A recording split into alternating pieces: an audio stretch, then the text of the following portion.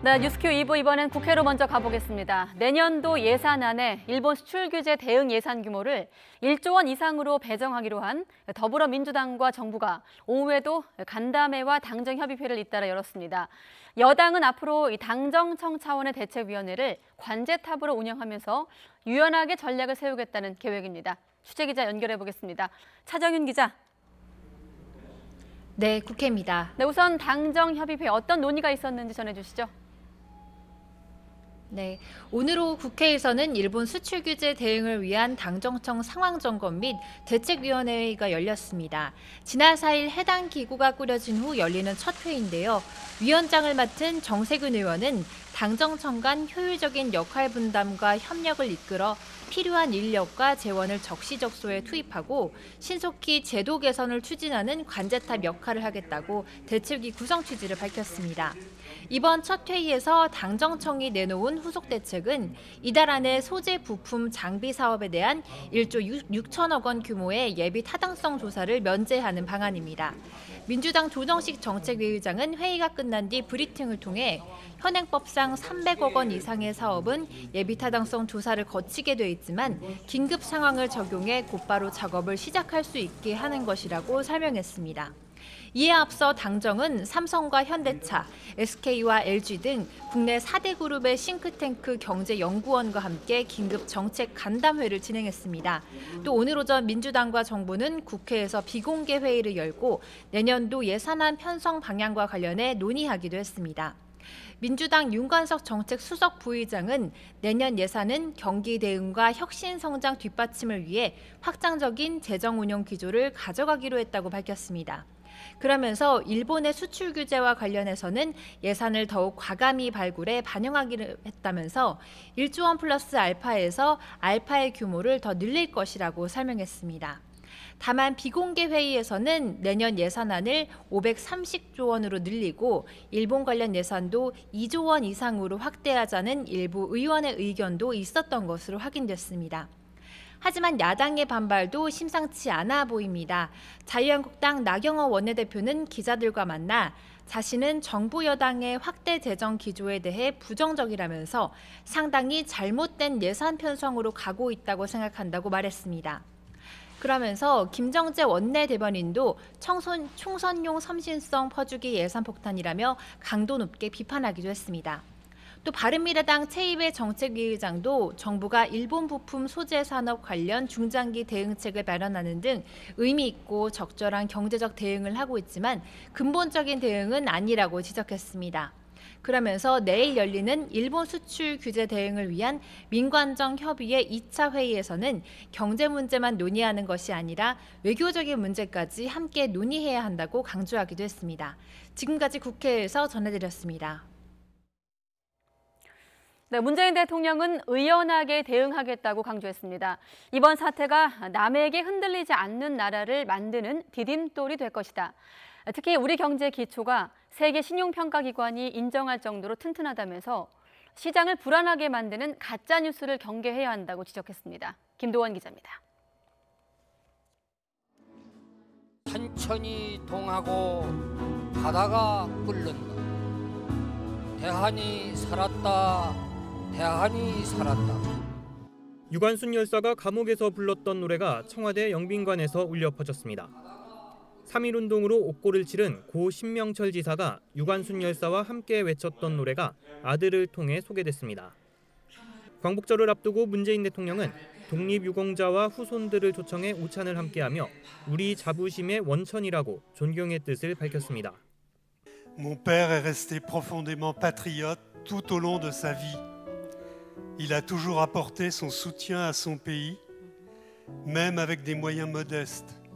독립유공자 어르신들의 살아 생전에 평화와 번영의 한반도를 꼭 보여드리고 싶습니다.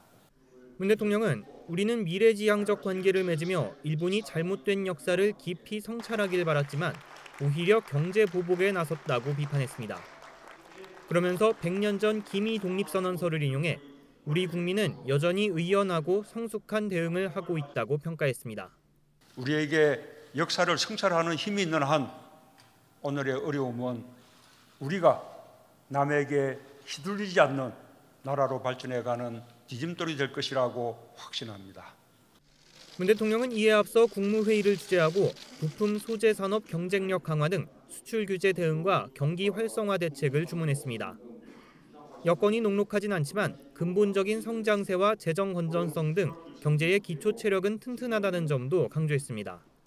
근거 없는 가짜 뉴스나 허위 정보 그리고 과장된 전망으로 시장의 불안감을 키우는 것을 경계해야 합니다.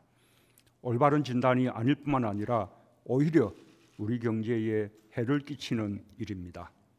이번 주 문 대통령은 일본에 대한 비판 수위는 낮추면서 인권과 평화 등 인류 보편의 가치를 강조하고 있습니다.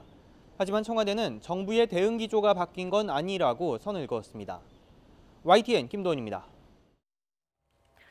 네, 국내에선 불매 운동이 확산하고 있는 가운데 일본 화장품 회사 DHC의 자회사죠.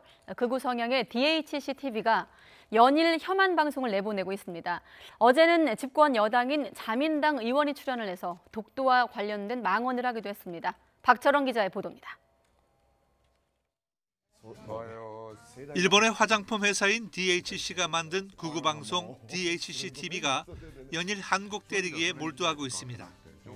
프로그램에 출연한 자민당의 한 의원은 자신의 극우 성향을 숨기지 못하고 혐한 발언을 서슴지 않았습니다. 2차 세계대전 패전 이후 자위대가 없었던 1950년대 초반 한국이 독도를 멋대로 차지했다며 천박한 역사인식을 그대로 보여줬습니다.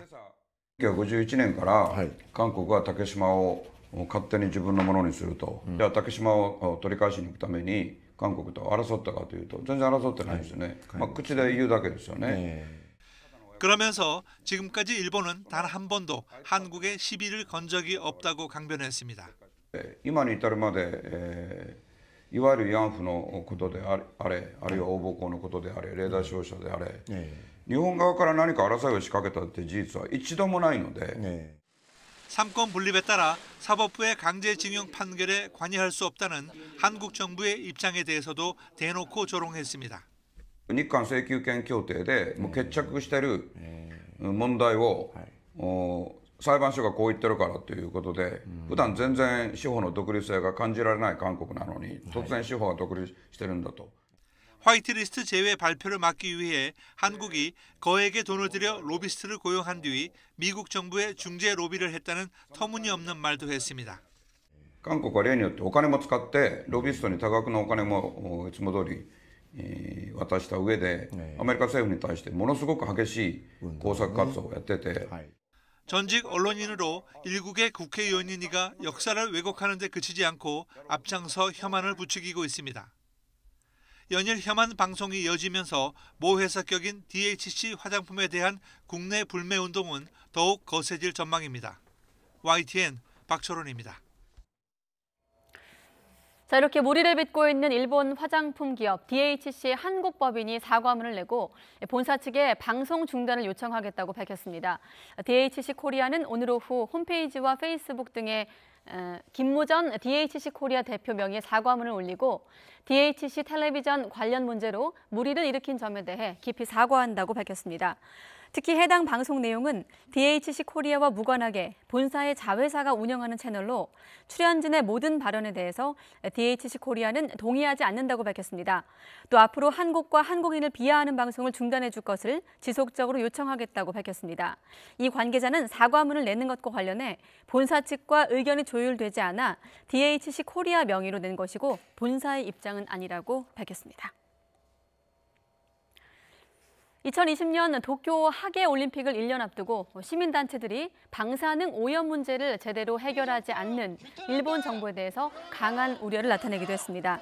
30여 개 시민단체가 모인 탈핵 시민행동은 옛 일본 대사관 앞에서 기자회견을 열어 최근에 일본 정부가 후쿠시마 원전에서 나오는 방사성 오염수를 무단으로 방류하려 한다고 주장했습니다.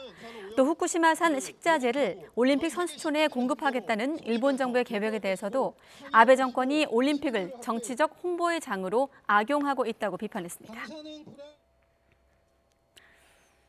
주옥순 엄마부대 봉사단 대표와 이영훈 전 서울대 교수가 시민단체 애국국민운동 대연합으로부터 고발을 당했습니다.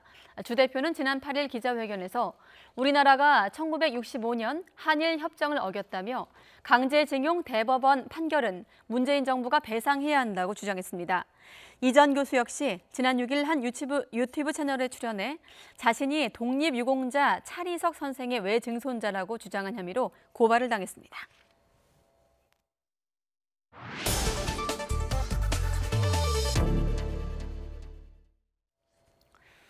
네, 일본 내 역사 왜곡과 혐한 발언이 도를 넘어서고 있습니다. 이런 가운데 온라인을 중심으로 한 일본 제품 불매 운동이 다양한 방식으로 날로 확산을 하고 있는데 오늘 퀵터뷰에선 이 한국 홍보 전문가죠. 서경덕 성신여대 교수와 함께 지금 상황 한번 진단해 보도록 하겠습니다.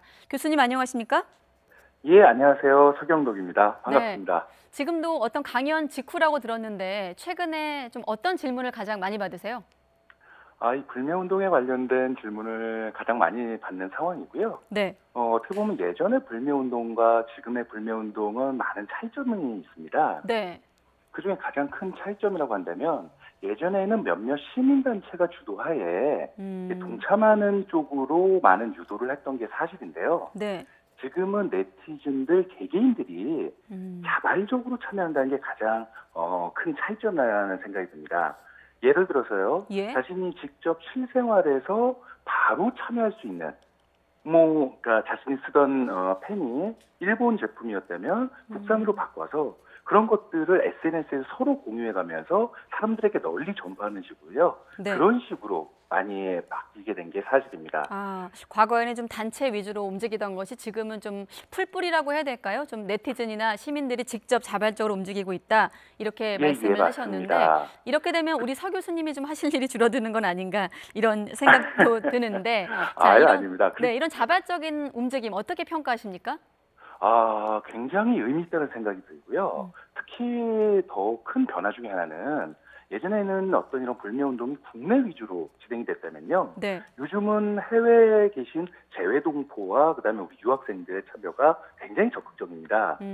특히 재외동포나 유학생들은 외국인들과 접촉할 수 있는 어떤 그런 시간과 공간적인 게 한국 국내보다는 훨씬 많지 않습니까? 네.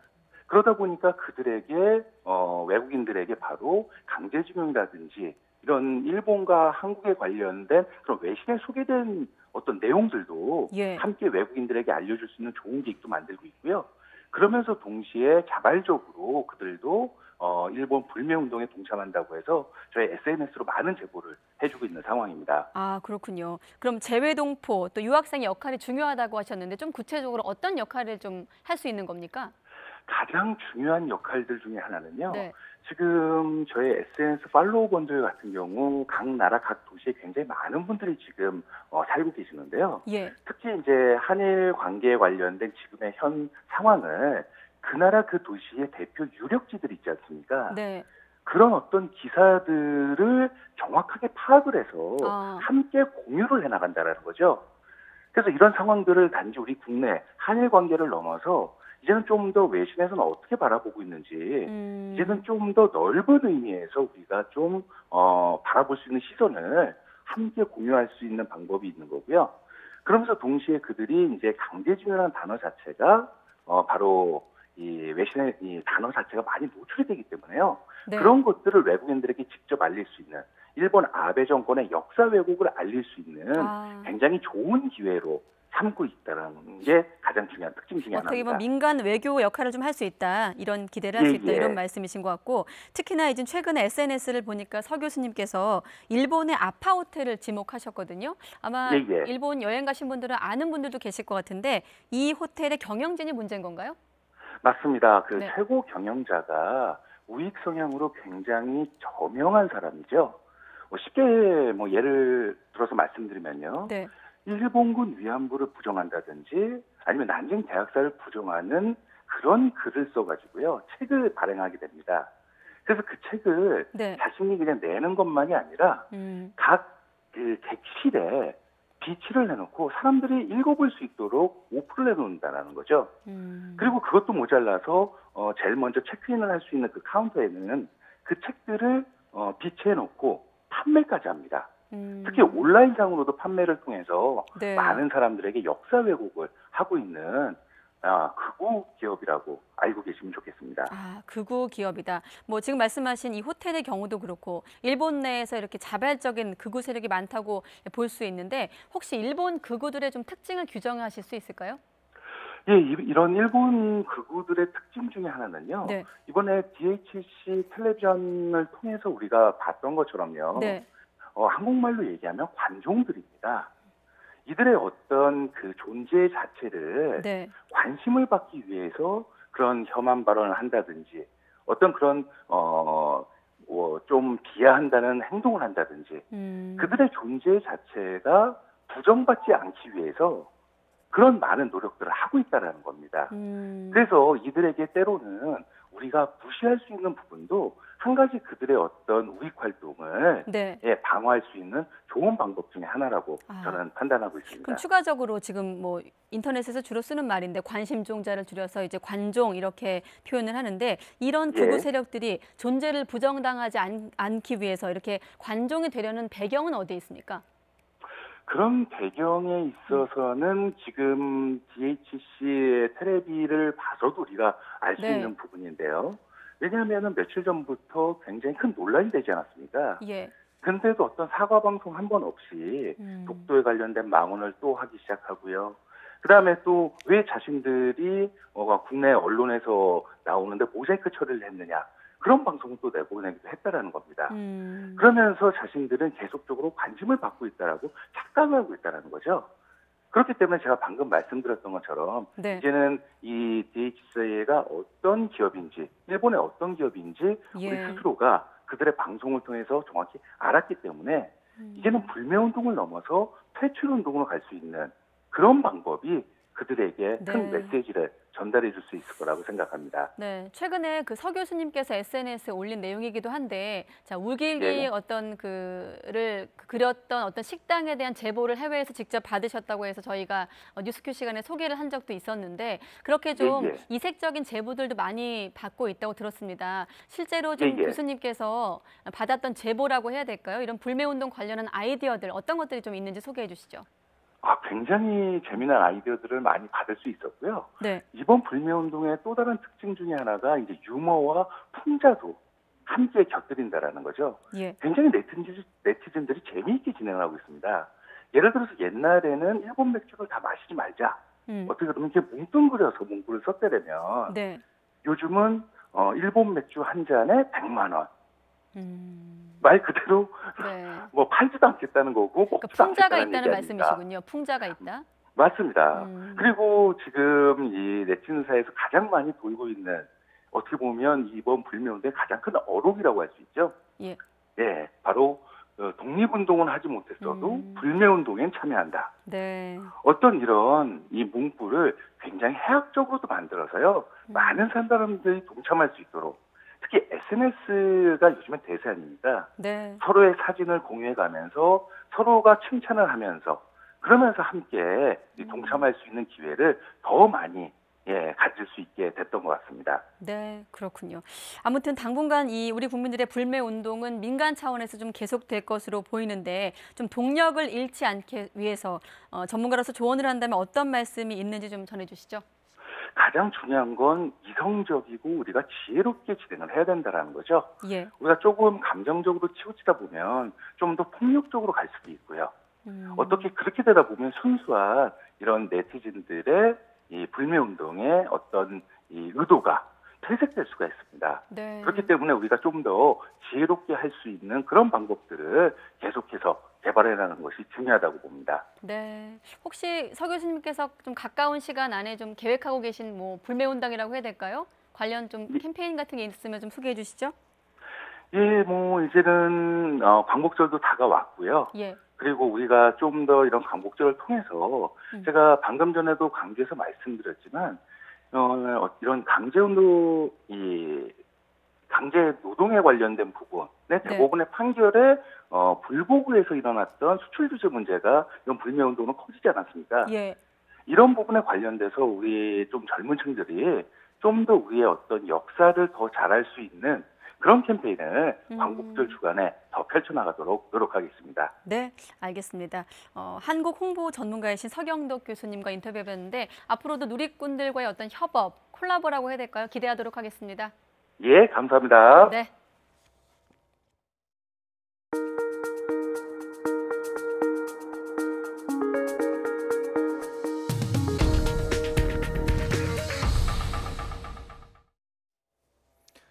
한국에 대한 잇따른 경제 보복으로 일본 내부에서 높은 지지를 받는 아베 총리가 이를 동력으로 개헌에 박차를 가할 뜻을 분명하게 밝혔습니다. 이른바 한국 때리기로 얻은 정치적 효과가 작지 않은 만큼 이런 분위기를 계속 이어갈 가능성이 커 보입니다. 도쿄에서 황보현 특파원이 보도합니다. 우리의 추석에 해당하는 오복 명절을 맞아 지역구인 야마구치를 방문한 아베 총리. 선친인 아베 신타로 전 외무상 묘 앞에 두 손을 모으고 앞으로의 각오를 다집니다. 이에 앞서 외할아버지인 기시 노부스케 전 총리 묘소도 들렀습니다. 기시 전 총리는 지금 아베 총리처럼 1950년대 말 전쟁 가능한 국가를 만들기 위한 개헌을 추진하다가 결국 실패한 인물입니다. 성묘를 마친 아베 총리는 앞으로 일본을 전쟁 가능한 국가로 만들기 위한 개헌 논의에 속도를 내겠다는 뜻을 분명히 했습니다. 国会において憲法の議論をいよいよ本格的に進めていくべき時を迎えているということを報告いたしました。 중의원과 참의원에서 각각 3분의 2 이상 동의로 개헌안이 발의된 뒤 국민투표에서 과반을 얻어야 개헌이 완성됩니다. 중의원은 개헌 지지 세력이 3분의 2를 넘지만 최근 선거가 끝난 참의원은 3분의 2에서 4석 정도 부족해 개헌안 발의조차 쉽지 않은 상황. 그런데도 아베 총리가 개헌에 다시 시동을 건 것은 일부 야당에서 개헌 논의에 나설 수 있다는 입장을 보이면서 새로운 동력을 얻었기 때문입니다. 또 한국에 대한 경제 보복이 역사 문제로 갈등을 빚고 있는 한국을 제대로 손봐줬다는 식으로 인식되면서 일본 여론의 높은 지지를 받는 점도 배경 중 하나로 꼽힙니다. 한국 때리기에 대한 지지가 아베 내각 지지로 연결되고 결국 아베 총리가 밀어붙이는 개헌에도 도움이 될 것으로 판단할 개연성이 크기 때문입니다. 일본이 한 것과 똑같이 한국도 일본을 화이트리스트에서 제외한다고 발표하면서도 대화의 문은 열어뒀지만 일본은 반발만 할 뿐 대화 의지는 찾아볼 수 없습니다. 이 같은 반응은 한국에 대한 강경 자세 유지가 아베식 개헌 완성에 플러스가 될 것이라는 시각과 무관치 않아 보입니다. 도쿄에서 YTN 황보현입니다.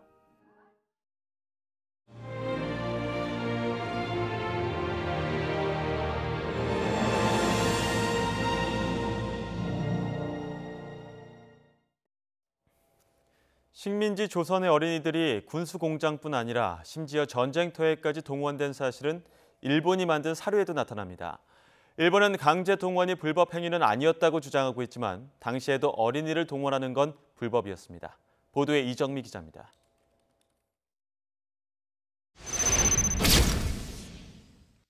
일제강점기였던 1919년 국제노동기구는 만 14세 미만 어린이를 고용하지 말라는 조항을 만들었습니다. ILO 발기인으로 참여했던 일본은 정작 이 조항을 비준하지 않았습니다. 1941년 일본은 뒤늦게 노무조정령을 제정해 강제동원 대상을 만 14세 이상으로 한정했습니다. 2차 대전 말미인 1945년 수세에 몰려 다급해지자 최저연령을 만 12세로 낮췄습니다. 하지만 이마저도 허울뿐인 법에 불과했고 식민지 조선엔 적용되지도 않았습니다. 서류상으로는 이제 뭐 어린 사람이라는 게 확인이 되지만 그거를 이제 빼게 되면은 할당인데 지역 할당인 인원수를 맞추지는 못하게 되잖아요. 그러니까 인원수를 맞추기 위해서는 그 숫자를 이제 묵인을 하게 되는 거죠.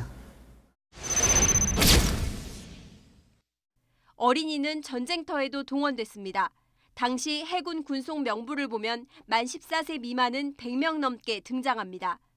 전투에 투입된 지 1년도 안 돼 말라리아로 숨진 아이부터 배 침몰로 전사한 아이까지 있습니다.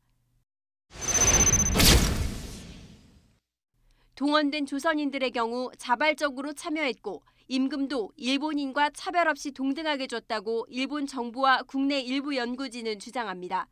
전쟁이라는 특수한 상황 때문에 오히려 더 일본 정부가 강제적으로 그러한 차별을 금지시키는 통해 오히려 차별이 적었던 상황이죠. 하지만 YTN이 입수한 일본 해군 제5연료창 임금 규정을 보면 조선인은 16분의 10, 62.5%만 주라고 돼 있습니다. 군 관련 기관에서조차 이러한 차별이 있었다고 하는 것은 일반 기업에서 근무했던 노무자들에게도 이러한 민족적인 차별이 존재하지 않았을까라고 이렇게 추론이 가능한 상태입니다. 아이를 포함한 조선인을 전쟁에 어떻게 이용했는지 일본 스스로 만든 기록들이 보여주고 있습니다. YTN 이정미입니다.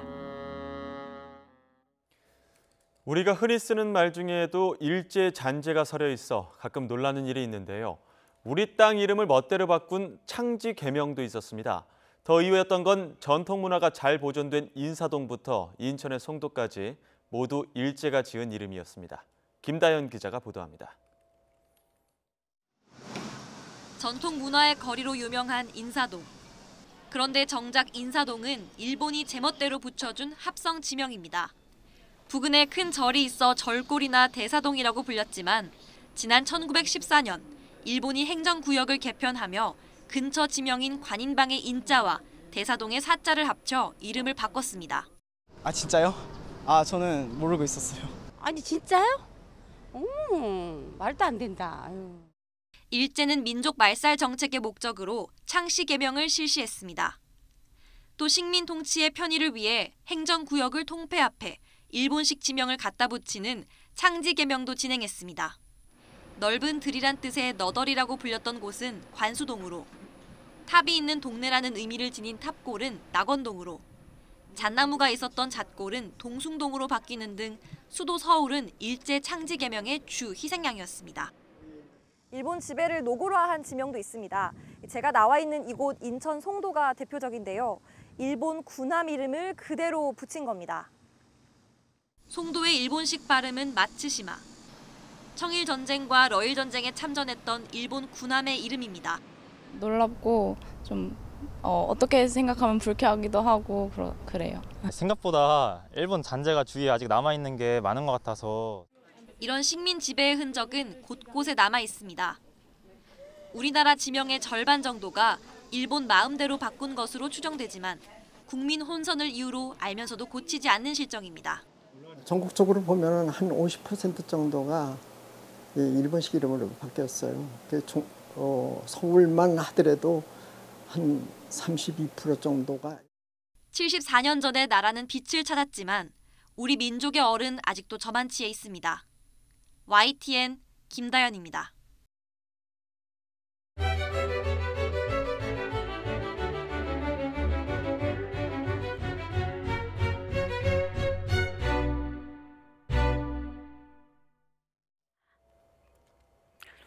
일본의 화이트리스트 배제 결정에 반발해 600여 개 단체로 구성된 아베 규탄 시민행동이 모레 광복 74주년을 맞아 광화문에서 대규모 촛불 문화제를 개최합니다. 이들은 한국 대법원의 배상 판결을 인정하지 않고 경제 보복에 나선 아베 정부를 규탄하며 이런 조치에 항의하는 시민들의 자발적인 불매 운동은 정의를 실현하기 위한 움직임과 다름없다고 강조했습니다. 그러면서 모레 오후 6시 광화문 광장에서 개최되는 아베 규탄 촛불 문화제에 한일 시민이 함께 참여해서 문제 해결에 나설 것을 호소했습니다. 또 일본군 위안부 피해자 기림의 날 기념식이 내일 오전 11시 백범 김구 기념관에서 열립니다.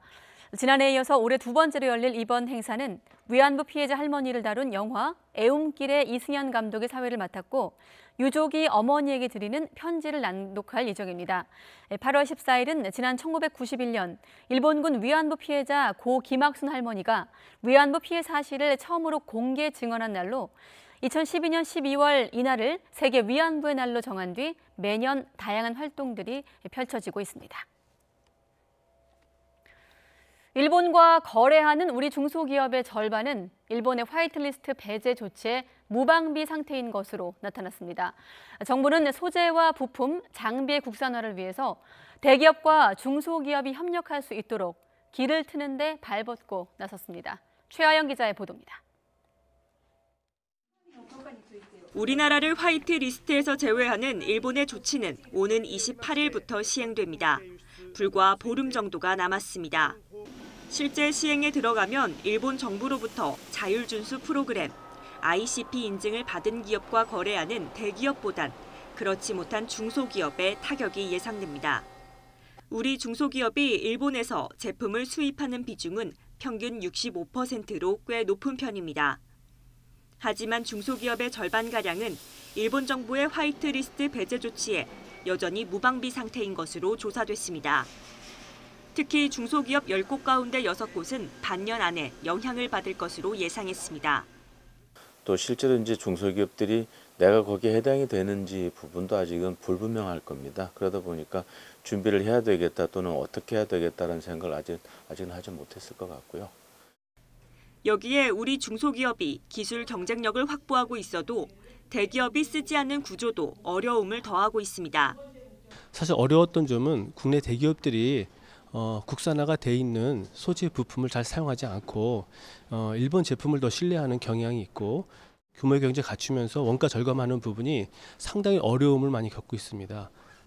그런 만큼 정부의 발걸음도 빨라지는 모양새입니다.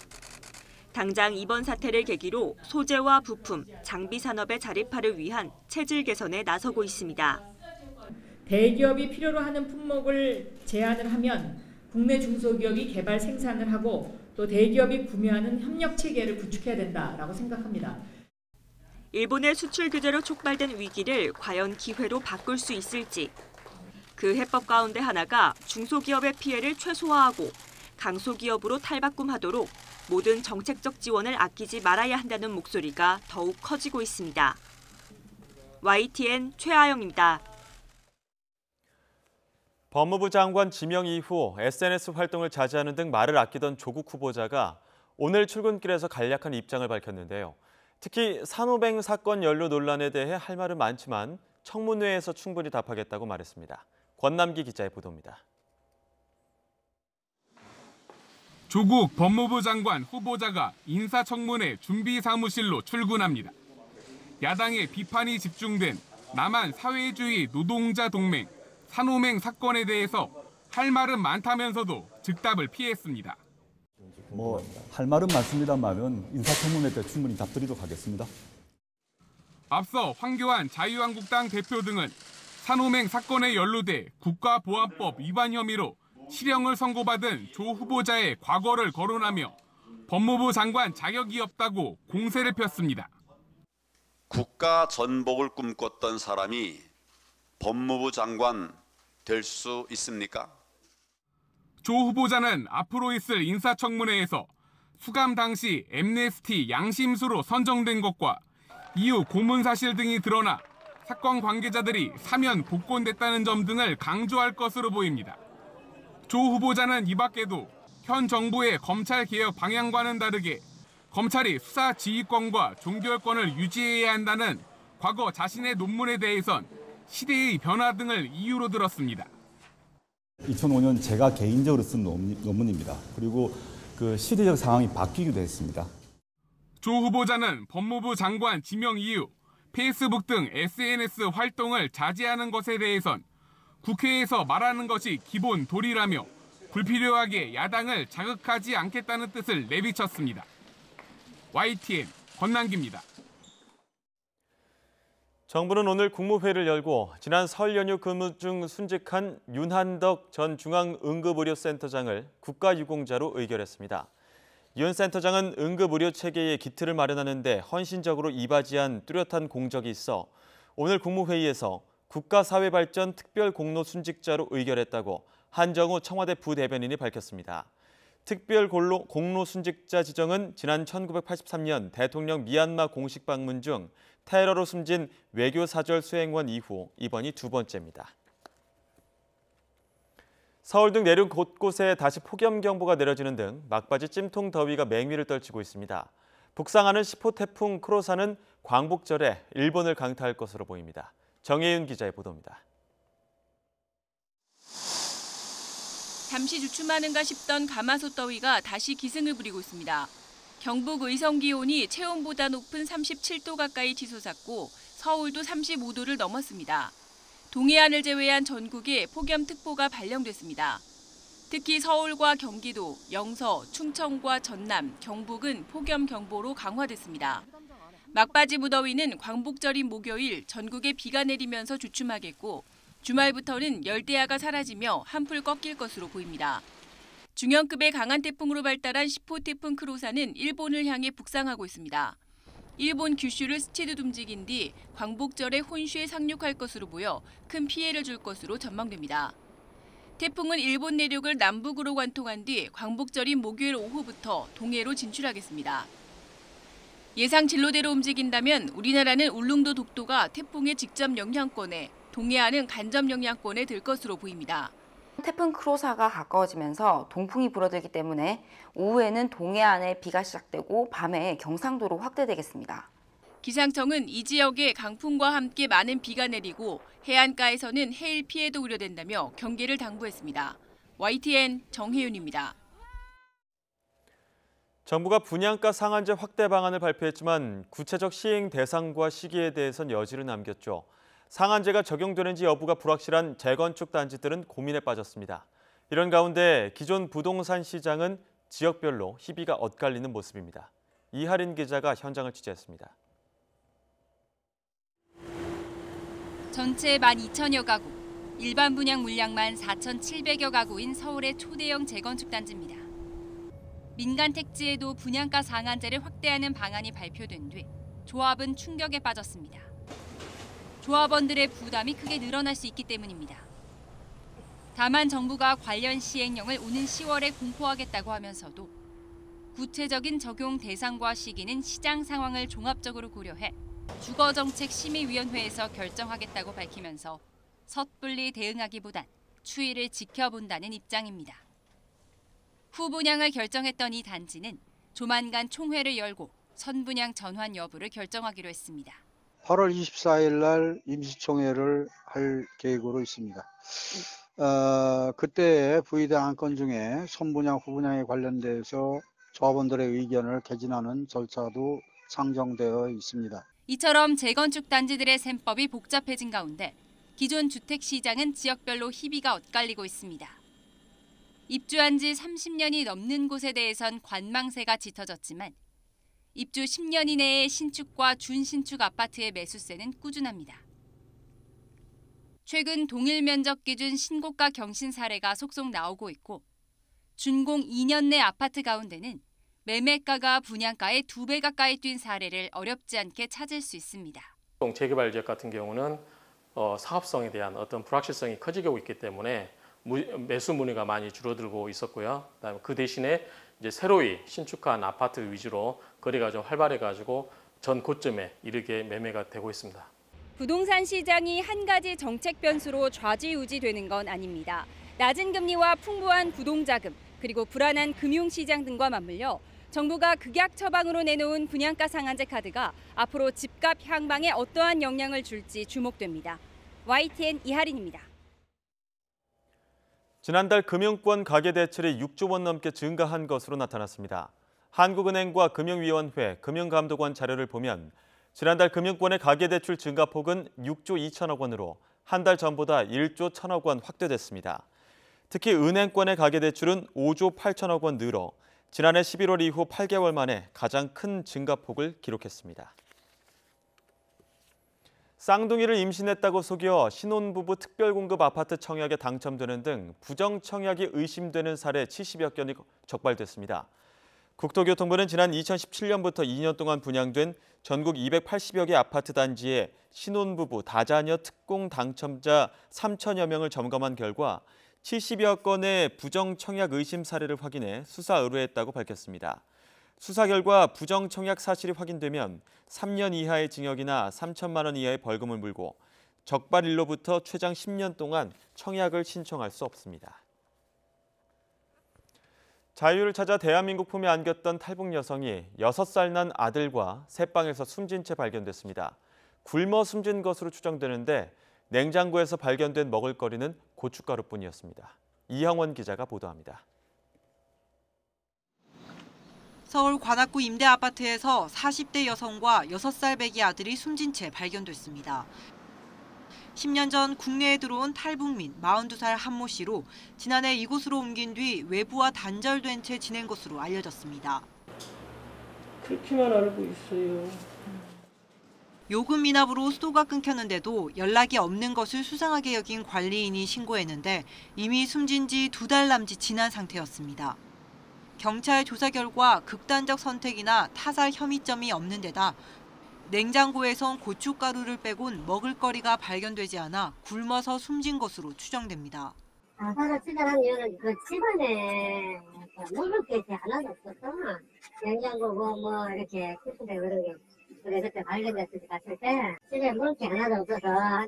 한 씨는 국내에 정착해 중국 동포와 결혼했다가 올해 초 이혼하면서 생활고를 겪은 것으로 알려졌습니다. 하지만 긴급 생계 지원금 등 탈북민 지원을 제대로 받지 못한 것으로 드러났습니다. 충분히 저희들이 도와드릴 수 있었음에도 불구하고 이런 서비스가 연결이 못 돼서 정말 안타깝고 미안한 마음입니다. 그 제도나 과정에 어떤 점에 허점이 있는지를 지금 찾아보고 있는 중입니다. 북한 이탈주민 지원재단 측은 다른 탈북자와 교류가 없던 한 씨가 도움받을 방법을 몰랐을 가능성이 크다고 밝혔습니다. YTN 이영훈입니다. 네, 이렇게 탈북 모자가 숨진 채 발견된 것과 관련해 통일부는 탈북민에 대한 관리가 안 됐던 부분이 있다고 밝혔습니다.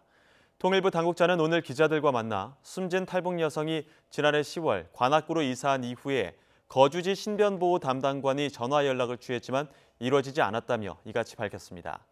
이어 이 여성이 신변보호 담당관 하나센터 상담사와 연결이 되지 않아서 탈북민이 받을 수 있는 최대의 지원이 이루어지지 못한 측면이 있다고 덧붙였습니다. KT 채용 비리가 이루어진 지난 2012년 당시 이석채 회장의 비서들이 김성태 의원을 시비를 많이 거는 인물이라는 문구와 함께 중요도 최상의 요주의 인물로 평가했다는 문건이 법정에서 공개됐습니다. 검찰은 오늘 오전 진행된 이석채 전 KT 회장의 채용 비리 사건 4차 공판에서 이 같은 내용이 담긴 엑셀 파일 일부를 공개했습니다. 명단에는 김 의원의 이름 외에도 허범도 전 국회의원과 권익환 전 서울 남부지검장의 장인인 송진곤 전 변호사 등 유력 인사 1,100명의 이름이 담긴 것으로 알려졌습니다. 집회 과정에서 경찰관을 폭행하는 등 불법 행위를 주도한 혐의를 받는 민주노총 현대중공업 지부 박근태 지부장 등 3명이 검찰에 넘겨졌습니다. 박 지부장 등은 지난 5월 서울 종로구 현대중공업 서울사무소 앞에서 열린 노조 집회에서 경찰관을 폭행하고 시설물을 훼손하는 등 불법 행위를 주도한 혐의를 받고 있습니다. 네, 오늘은 광복절 앞두고 다양한 태극기의 모습들을 소개하겠습니다. 먼저 현존하는 가장 오래된 태극기, 데니 태극기 보고 계신데요. 구한말 고종이 외교 고문이었던 미국인 우원 데니에게 하사했다고 하죠. 자, 이번엔 노블 태극기라고 미국인 목사 노블이 소장했던 것으로 태극기의 초기 형태를 잘 보여주고 있습니다. 국립중앙박물관에서 21일까지 전시할 예정이라고 합니다. 자, 앞서 보셨던 데니 태극기와 함께 광복 직후 한국 광복군 태극기, 또 김구 서명 태극기 등 등록문화재 태극기 16개는 이렇게 우표로도 발행이 될 예정입니다. 자, 그런가 하면 아이들이 조물조물 쌀가루 점토로 만든 뽀얀 태극기도 이렇게 있습니다. 이따금 태극기 본연의 의미는 뒷전으로 밀리고 이념의 희생양이 될 때가 있기도 한데 태극기가 품고 있는 여러 가지 뜻 가운데 흰색 바탕의 뜻은 이렇습니다. 전통적으로 평화를 사랑하는 우리의 민족성을 나타낸다고 하는군요. 뉴스 큐레이터였습니다.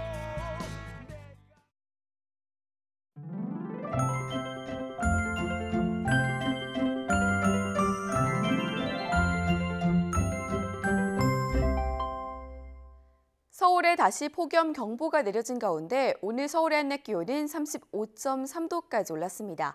내일도 무더위의 기세는 계속되겠는데요. 우선 내일 서울의 최저 기온은 26도로 밤사이 열대야가 나타나겠고요. 낮 기온은 35도까지 오르면서 오늘만큼 덥겠습니다. 그 밖의 지역도 35도 안팎의 무더위가 기승을 부리겠습니다. 내일 낮 기온 서울 35도, 춘천 35도, 광주와 대구는 34도로 예상됩니다. 현재 10호 태풍 크로사는 중형급의 세력을 유지한 채 일본을 향해서 북상하고 있습니다. 태풍은 광복절인 모레쯤 일본 규슈 동쪽을 스치듯 지나서 혼슈에 상륙한 뒤 이후에는 동해로 진출할 것으로 보이는데요. 울릉도와 독도는 태풍의 직접 영향권에 들면서 비바람이 거세게 불겠고요. 동해안에도 강풍을 동반한 많은 비가 내릴 것으로 우려됩니다. 태풍의 주변에서 만들어진 구름대의 영향으로 동해안 지역은 내일 오후부터, 강원과 남부지방은 밤부터 비가 내리겠고요. 광복절인 모레는 전국으로 확대되겠습니다. 모레까지 동해안과 울릉도, 독도의 많은 곳은 250mm 이상, 경북 남부 동해안에는 최고 100mm 이상입니다. 수도권과 그 밖의 지역에는 5에서 40mm의 비가 예상됩니다. 지금까지 날씨 정보였습니다. 네, 이상으로 뉴스큐 마치겠습니다. 함께해 주신 여러분 고맙습니다.